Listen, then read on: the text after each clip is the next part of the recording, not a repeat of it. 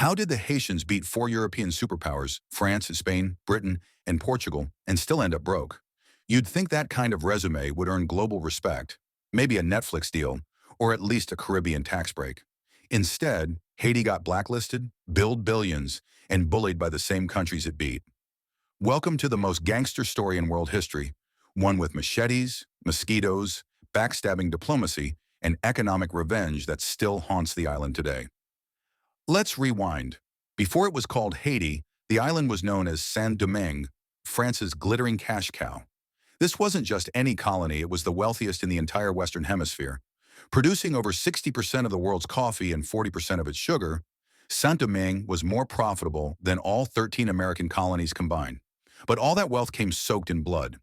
500,000 enslaved Africans were forced to work under unthinkable brutality. Life expectancy, less than 10 years. This was capitalism with a machete to your neck. But here's the thing about human beings, you can only oppress them for so long before they say, enough. And when the revolution came in 1791, it wasn't polite. It was fierce, calculated, and unapologetically black. The enslaved people of Haiti didn't just rise up. They rose smart. First came spiritual leader Dutty Boukman, who sparked the flame with a voodoo ceremony that doubled as a war council. Then came Toussaint Louverture, a formerly enslaved man with military skills so sharp he could have taught Napoleon a thing or two. Within weeks, plantations were on fire. The rebellion moved like a force of nature, burning, reclaiming, and recruiting. But this wasn't just chaos. This was guerrilla warfare on a masterclass level. Strategic ambushes, alliances with European enemies, and psychological warfare were all in the playbook. The Haitians didn't fight like a colonial army. They fought like people who had nothing left to lose. At first, France tried to put out the flames with brute force, but then came a twist, revolutionary chaos in France itself. The French Revolution was in full swing, and suddenly the colonizers had their own guillotine problems. So in a moment of desperation, or maybe political panic, France abolished slavery in its colonies in 1794. Toussaint, always the strategist, sided with France against the British and Spanish, who were trying to snatch Saint-Domingue for themselves.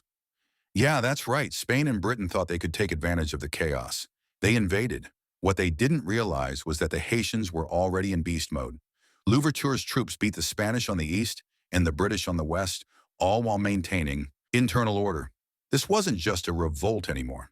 This was a full-blown liberation campaign. By 1801, Louverture had taken control of the island and even drafted a constitution declaring himself governor for life. But remember Napoleon? Yeah, the French emperor with a complex. He wasn't about to let a black man run France's most profitable colony. In 1802, he sent 50,000 troops led by his own brother-in-law to crush the rebellion and restore slavery. Spoiler, that didn't end well. Most of those French troops never made it back. Some were defeated in battle, but most were devoured by yellow fever and a revolution that refused to die. Toussaint was captured and sent to France, where he died in prison. But if the French thought the rebellion would die with him, they underestimated the wrath of Jean-Jacques Dessalines. Dessalines, Louverture's former general, wasn't here to negotiate. He picked up the torch and unleashed a new level of revolutionary fury.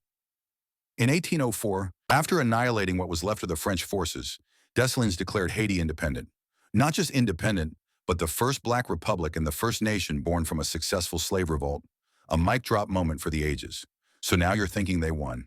They beat France, Spain, Britain, and Portugal by proxy through regional wars and blockades. Time for parades and prosperity, right? Wrong. Because here's where the world showed its true colors. Instead of applauding Haiti, the global powers gave it the silent treatment. The U.S. refused to recognize Haiti until 1862, almost 60 years later. Why? Because recognizing a free black republic would inspire enslaved Africans in America to demand freedom too. Can't have that. France? Oh, they took pettiness to new heights. In 1825, they sailed back in with warships not to reconquer, but to extort.